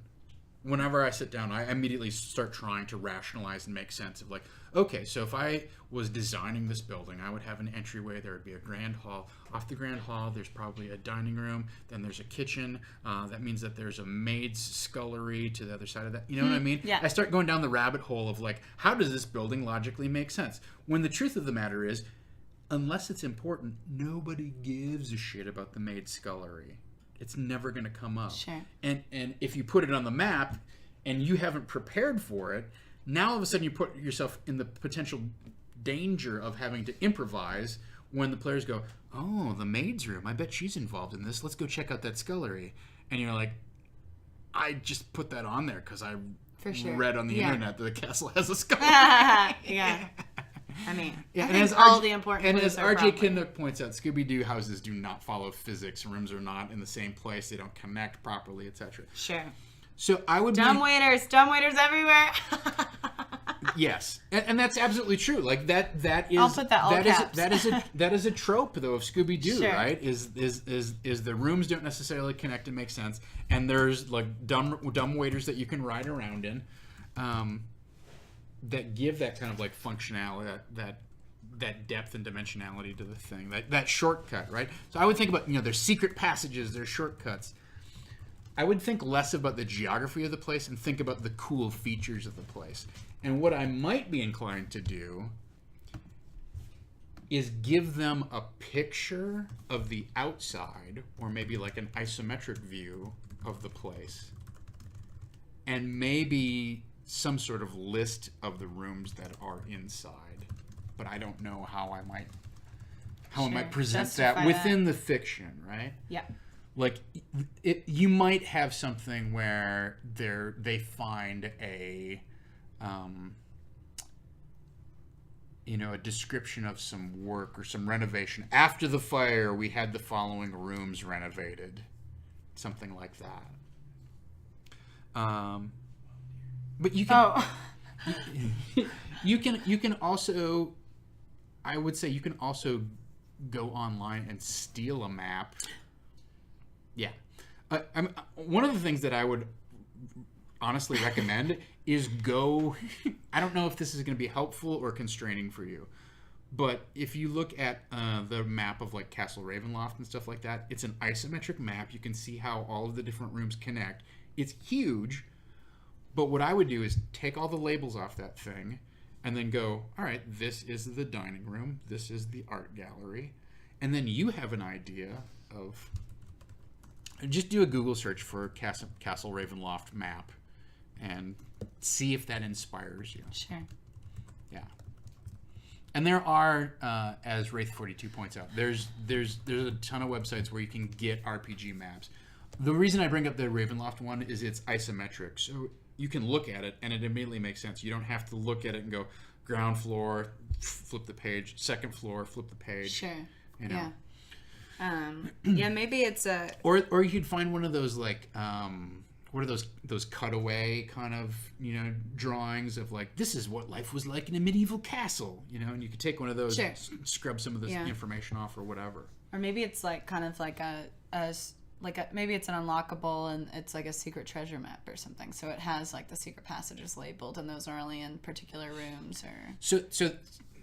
So my only comment on that in terms of being an unlockable is I have found with the unlockables that I prepare, like, let's take, for example, the broadsheet from last night, right? The newspaper thing. I spent 2.5, maybe 3 hours making that thing because I had to write up all of the stories that happened myself. And finding the pictures wasn't that hard, but I had to write it all up and lay it all out and make it look like another thing of the broadsheet. Sure. So I wasn't going to make that a high-level unlockable that they might never find. I made it a very low-level unlockable that they were spent time on it. very, very likely to unlock because I didn't want all of this effort of prepping to go to waste. I also find that those types of handouts end up being more time-intensive to prep than maybe they're necessarily worth. Yeah. So... So I wouldn't make, if it helps you organize things to go, sure. Okay, I'm going to make a list of locations, and then I'm going to try and draw just a basic, here's geographically how they relate to each other kind of map that doesn't have a lot of details on it. Then maybe that's fine if that helps you get your thoughts organized. But I wouldn't go into a bunch of detail of, like, doing a really detailed map that has all these cool implications, because then players can kind of you can eat a lot of time doing it, and it can bog down the player's focus and attention. Sure. The final piece, well, who knows if it's the final piece of advice, but a basic piece of advice that I will give you is if you're going to come up with your list of encounters, take an index card. And I did this the other day for our game last night, and write down... The air conditioning here is so aggressive. I've been cold this whole time, Dom. So I would. Dom. I would write down 3 things. Thanks, Dad. I would write down the hooks, the challenges, and the outcomes. What do you mean by hooks? Okay, so the hook is, what is the player's motivation for this encounter? It might be as simple as, well, they are looking for the crypt of the vampire. Okay, they go into the library. Well, why are they there? Well, they're looking for information about the vampire. They're looking for the location, anything that would tell them about the location of the vampire. They're in search of information about the vampire. Mm-hmm. That's why they would go into the library. A library is an easy one because the hook is self-generating. Players want more information. A library has information. Great. They don't need an excuse to go in there. Like, it's a little trickier if it's something like, I don't know, like something mundane, like the bathroom, right? Like if you describe there's a commode off to the side.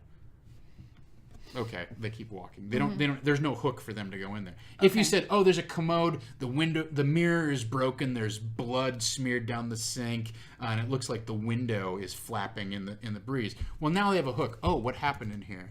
Oh, okay. It's their motivation for going into the room, right? Then the challenge is, what sort of obstacle are they going to face in the room, right? Okay. So it could be, oh, okay, well, the library has a ton of books, and some of them are cursed. And if they open one of the cursed books, the books start flying off the bookshelf and pummeling them. Oh, shit. Okay, well, that's the challenge. Then it's up to the players to kind of figure out a way to defeat that challenge. Okay, well, maybe they can... You don't have to preordain how they fix the encounter or how they overcome the challenge. that's you should have some ideas for that, but you don't necessarily have to go, well, this is the way to fix it. It could be anything. Well, they could use magic to quell all the books. They could set the library on fire, and that would stop the books from flying up. They could knock the shelves over. They could use the desk as a shield to protect them from books flying at them. Like, there's a bunch of different ways to overcome the challenge. But the challenge is, okay, here's an obstacle to them getting what they want. And then the outcomes are things where you try to pick at least two possible consequences of this encounter.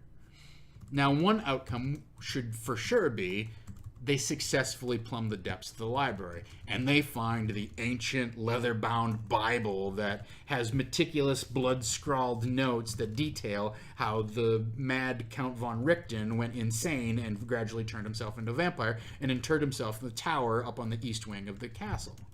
Right? Like, they found exactly what they want. Sure. They don't always have to find exactly what they want, but then it should provide essentially the success should either answer a question that's hanging over their heads, or it should provide a hook to helping them further along in their quest and lead them to the next thing, right? So they might just find blueprints that show that part of the castle was demolished and rebuilt around the time that the vampire turned, that he became undead. Well, a savvy player is going to go, oh, well, they must have knocked that part of the building down and rebuilt it for a very specific purpose. Let's go to that room and look and see. Let's explore that chamber, look for secret doors. So one of the outcomes should lead them, should reward them for success. The other outcome that you should consider is, what if they totally fuck this room up and fail? I still have to give them something. I have to give them information that helps them take action, right? Like, even though they fail, it might be a personal setback. It might cost them a bunch of sanity. They might be really beat up. They might be forced to retreat from the castle, but they should still learn something at the end of the encounter. Well, now we know that the vampire is incredibly powerful and invulnerable to our weapons. He must have a weakness. Let's find out what it is. Or why did he keep calling one of us Veronica? Who's this person? Mm-hmm. Why did he keep attacking Daphne and calling her Veronica? Or he attacked everyone except Daphne, and he called her Veronica the whole time. That was weird. There must be something in his history. Now, even though they suffered this huge defeat and they were forced to retreat, they can go, well, let's go research who this Veronica person is. Mm-hmm. So that's the concept is called failing forward. Even though they're handed this big setback, they still have information that leads them to act and continue chasing the plot. So that's a very simple way of, like, you can just put an index card together and go, oh, okay, the library. Call it the library. What's my hook? I'm looking for information. It's easy to overlook that piece of it. But then come up with a challenge. Oh, okay, what would be a cool challenge in the library? That's essentially your encounter. And then what's their reward? Or what's the consequence of their failure? So I think if you use that method, it'll help you, especially if you do it on index cards. I find I can go, well, that's not actually that interesting. Screw that. This one has a lot to it. Maybe I want to start a second card for that one. Maybe there's more. Do you bring those index cube to the table, or you type them up? Then I'll maybe once I've got them brainstormed like that, then I may put them into a document. Where I go, okay, well, for this library, I'm going to need a list of book titles. I'm going to need some more details. This is a small framework. You snoring? No, my dog passed gas. He smells terrible. So it's a way to brainstorm encounters and kind of get the juices flowing without. The problem that I have with designing encounters on the computer is I tend to create them very linearly, and when one idea stalls out, it roadblocks me from coming up with anything else. Interesting. Okay. Right? Yeah. But if I have 3 or 4 different index cards going, I'm ADD enough where I go, oh yeah, the library, okay. I don't know if I get that. Okay, we got it. I had this idea about the maid's scullery, right? Okay, stop. Write that You down. stop. Right, but what I'm saying is, like, I can work on several things at once and start putting ideas down, and then if I don't like what I've written down or whatever, I can just throw that card away, change it, scribble it out. It's not permanent. When I put stuff even into like a Word document, I hate erasing it. Oh, I'm going to cut that. And sure enough, 10 minutes later, I'm like, oh shit, what did I say about that? Maybe I can bring that back. That's the way my brain works. I don't know if that helps you or not, but my brain is screwed up that way. Love it. Okay, cool. David says Maid Scullery becomes Key Room in Havana's RPG. Tune in on Friday night for, forget Scooby Doo, Maid Scullery, the RPG. Or what's the Handmaid's Tale RPG? Oh, well, yeah. That would be the scariest of all the games that night.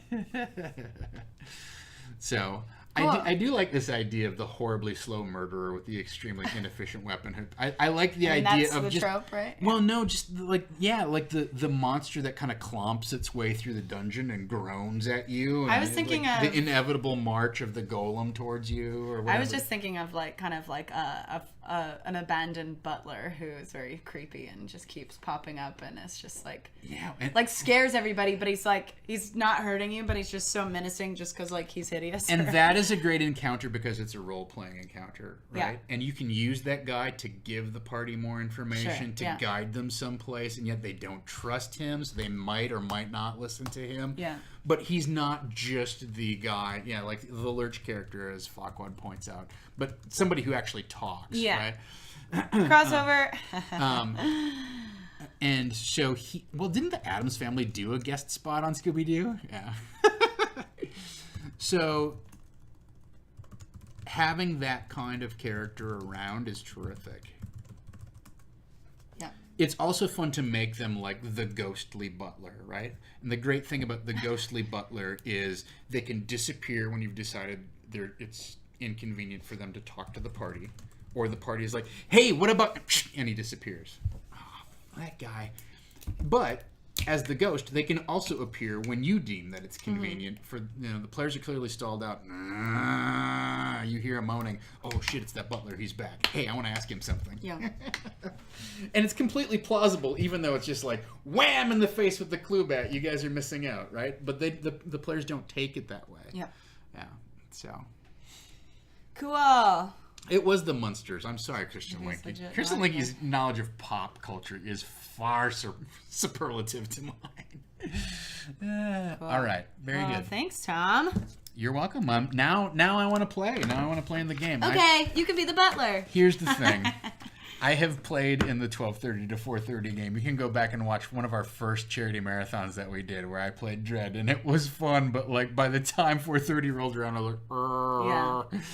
So, yeah. Hopefully we can keep it together. Justin Timberlake and Rihanna show up. Yeah, that's a twist. Like, there are celebrities, but they're all current. I don't want anyone to think I'm setting up death threats or anything. Very good. All right. So, if you would like to watch this game, and I certainly want to watch this game now, I want to see where this goes, you can tune in Friday night, really is what it is. Technically, it's Saturday morning, 12:30 a.m. Pacific time. You can tune in overnight. You can start joining our Extra Life stream. It begins at 8 o'clock Friday night and with wild cards. Then Havana picks up with her Scooby Doo. Scooby Doos. And then the next thing is Justice League Dark. Is that the next thing on the calendar? With Michael R. Holmes? And then Gaurav does Strahd Must Die. Strahd Die Harder. Strahd's Great Day at the Beach. And then that's followed by my game of Tales from the Loop. And we end the day with some prizes and giveaways and a costume contest and that sort of fun stuff. So that is our 24-hour Extra Life Marathon. Our charity donations all go to Children's Miracle Network. So you can start watching that tomorrow night at 8 o'clock. Tonight at 8 o'clock in 4 short hours, you can join us right here. Well, not us. You can join Saving Throw right here for America's GM, DJ David Crennan, and his all-star lineup of Crit Juice, Dungeons and Drunkards. So tune in for that tonight at 8 p.m. Dom will not be doing proficiency check tomorrow. He's got to get ready for the marathon. We're going to have costumes. I don't know if we'll decorate the room or not. He is nodding yes, so that will happen. But we got a big weekend lined up, and then Sunday is Tempting Fate at 5:00. And you're going to be streaming something after Tempting Fate, right? Sunday night? Oh, yeah, Spoopy Sundays. Yes. Over on my channel, Vanna_Rama here on Twitch. And we unlocked for October, chat was kind enough to unlock a playthrough of PT, Silent Hill PT. So tune in for that. You can watch me shit my pants live on air. Hi, guys. Dom's here, guys. If you guys like people shitting pants, you should tune in Sunday at noon. Our friends at Fun Size Horror are going to be spooking our table for a little bit, and they're going to be showing some spooky short horror films and playing Betrayal at the House on the Hill. That's gonna be fun. Nice. For from 12 to 3. So if you want something to do before Tempting Fate, something spooky, tune in for that. It'll be on our channel. Fun Size Horror, lots of new faces, so it's just a Halloween thing that we're doing. And it's here? It's here. Who's in it? Fun Size Horror. Does it have people? It does. Okay. All right.